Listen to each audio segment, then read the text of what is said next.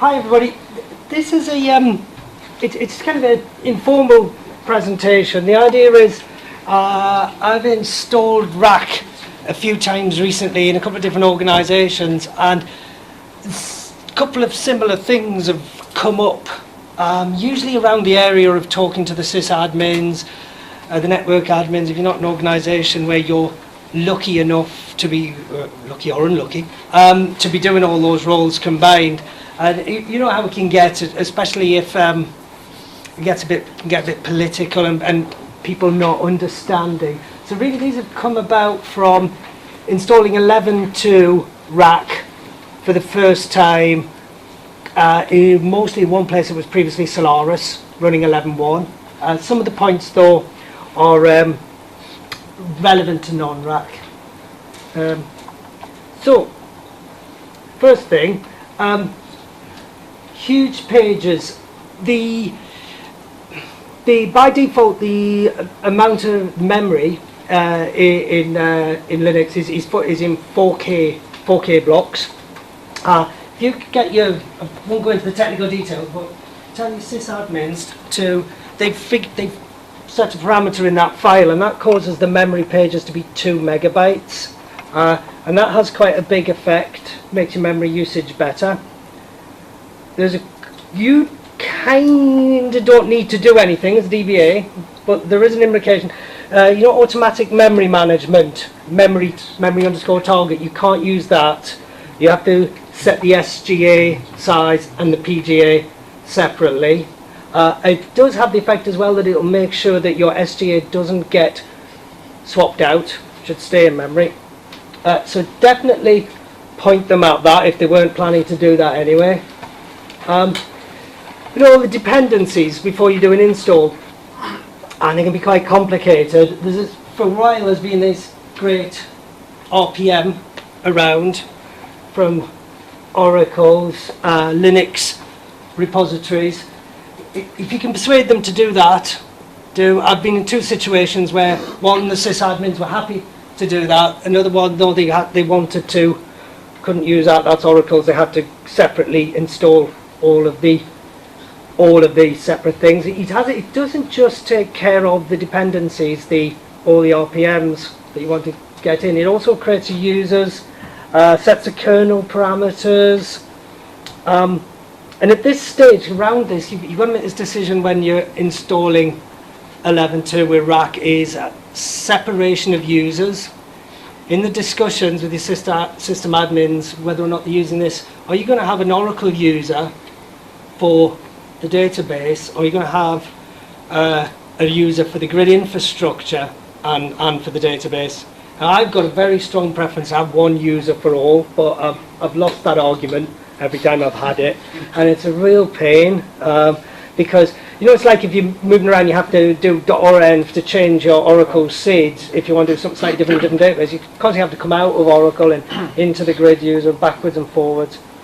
So yeah, unless there's any strong reasons, security reasons or whatever, I would try and go for one user. I'll come back to scan listener. Again, around separation of users, sometimes if you as a DBA, if they're telling you need to stop and start the whole stack, you're responsible for that. You either need to be able to get into root to run that command, or have sudo access to do it. Right, the scan listener. Trying not to go into too much detail. I don't know how many of you know about it, but you know, Oracle 11.1.10. This is a typical JDBC RAC connection string where you've got the two hosts and the ports. What scan allows you to do is just specify one name that for to access your database. You can have a connection string like that or like that. Subtle difference there is the slashes are missing. We already had all the app servers configured like that. We weren't going to touch them, so we were going, we don't need no stinking scan. What's all this? And the network admins were going, what's this stupid thing? And so, but it's very hard to install 11.2 RAC without scan. You've got to really budge around it to try and not do it. So we thought, look, we might as well put the thing in. So what you've got to do is your network admins need to provide a DNS name. The DNS will resolve with, to at least 3 IP addresses round robin. So randomly return one of those, and in this case these 2 RAC hosts will be one will be hosting 2 of the scan addresses, the other one. And this is where we've been caught out quite a few times. Everyone gets really confused about what they have to do with firewalls. Firewalls, by firewalls I mean on the network, or IP table firewalls on the Linux servers. You have to have open that in RAC you've still got your virtual IP addresses on each host. They have to be open, and the scan addresses have to be open as well. All 5, in our case, addresses need to be accessible, and we've been caught out with that. Not everywhere can get to everything properly.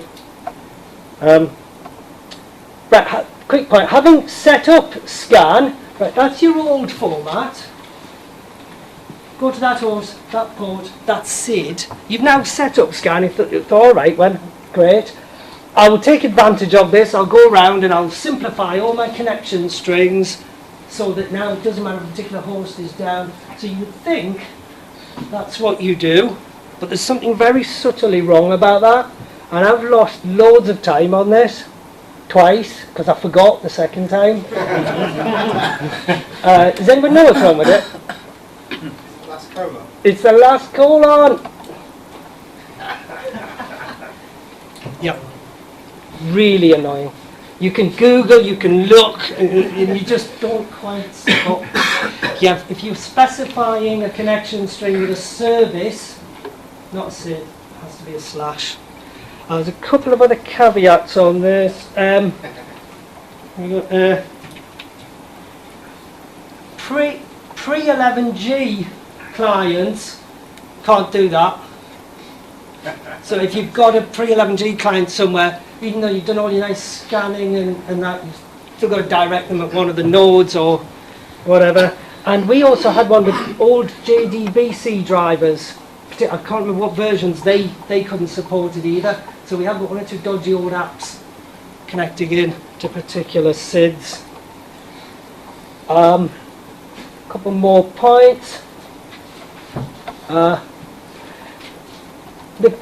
was trying to install it, and I got a pointer.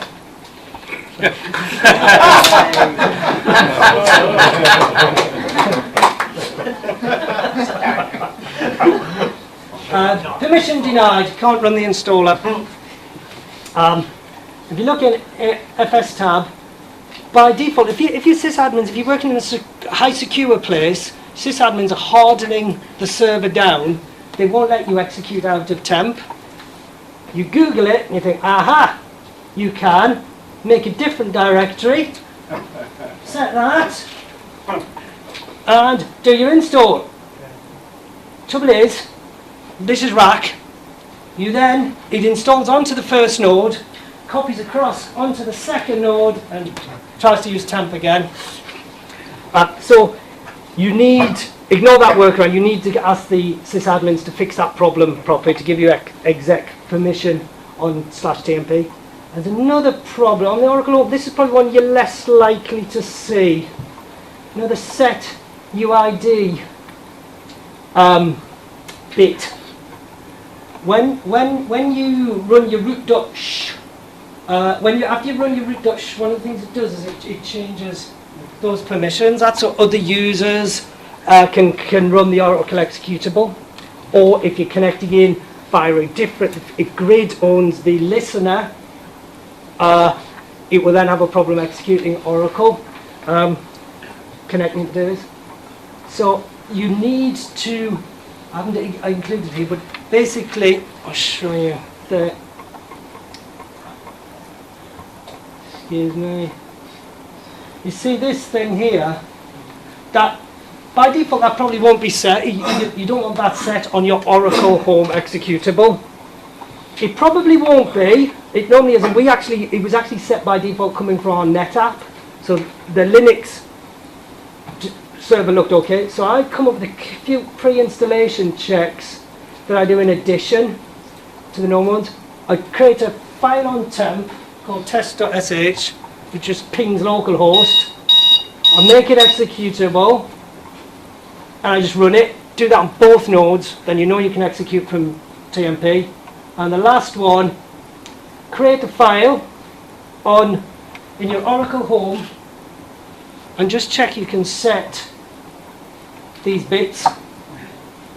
It'll stop you getting almost through an installation, having to abandon it. That was it. Thank you.